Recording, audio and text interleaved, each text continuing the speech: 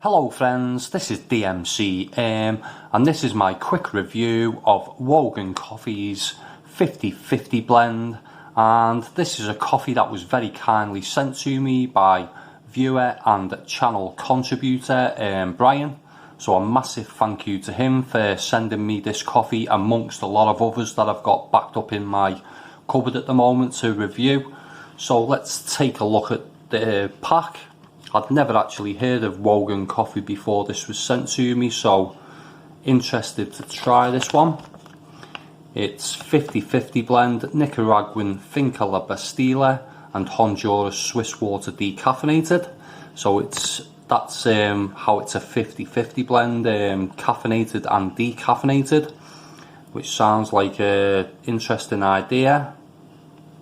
100% Arabica, 2 single origins, SCA 88 and 83, and a concept that hasn't been produced at Wogan Coffee for decades.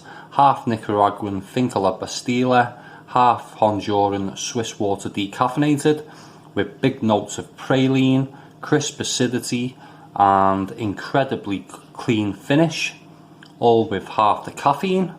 250 grams, and it's got the roasted on date there, which was the 11th of November 2020, and it's not got long to go on the best before date. It's the 11th of the 5th 2021, so probably around 2 months to go on the best before date. A lot shorter dates than the supermarkets put on though. And on this side, contact information for Wogan Coffee, and I will add links in the description below for anyone who's interested in taking a look.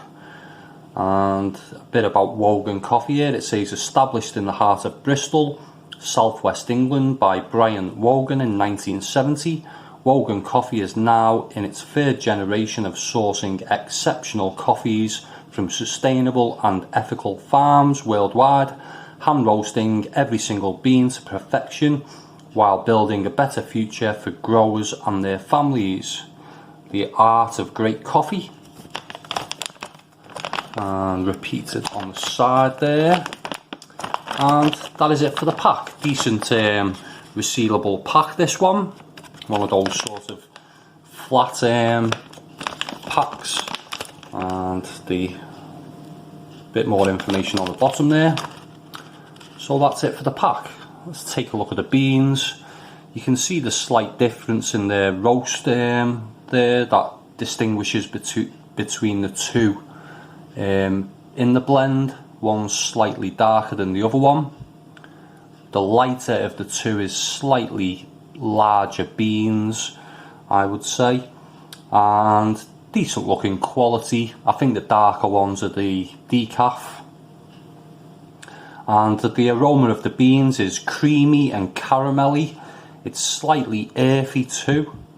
Nice enough, but a little subdued, I would say.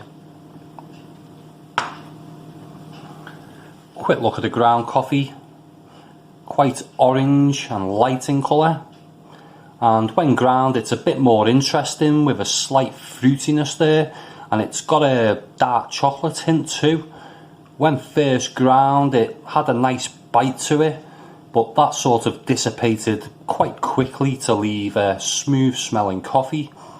It had me a little bit confused as well, trying to work out if it was fruity or floral, as it's very subtle.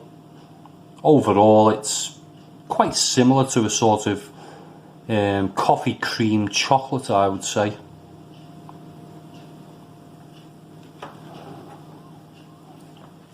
So, taste-wise, as I say, it's quite smooth and caramelly. It's quite woody too, but in a good way. It's a decent enough taste, but nothing massively complex. There's no real bitterness with this one, but it is quite acidic, which comes midway through drinking and carries on in the finish. And it's a kind of sort of apple type acidity. And as the pack description says, the acidity does leave a clean kind of finish with the aftertaste as well. really carries on for quite a while, and as I say, that acidity itself does sort of linger a bit. So a decent enough coffee, but not one I would sort of rave about, and I'll give it a score of 3.75 out of 5. Worth a try if you like an acidic, clean tasting coffee, and if you want a coffee with half the caffeine.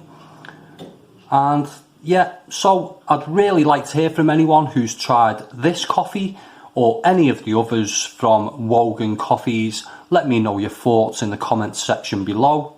If you like this video, give it a thumbs up, and if you want to see more coffee reviews in the future, subscribe to my channel. Thanks for watching. Bye for now.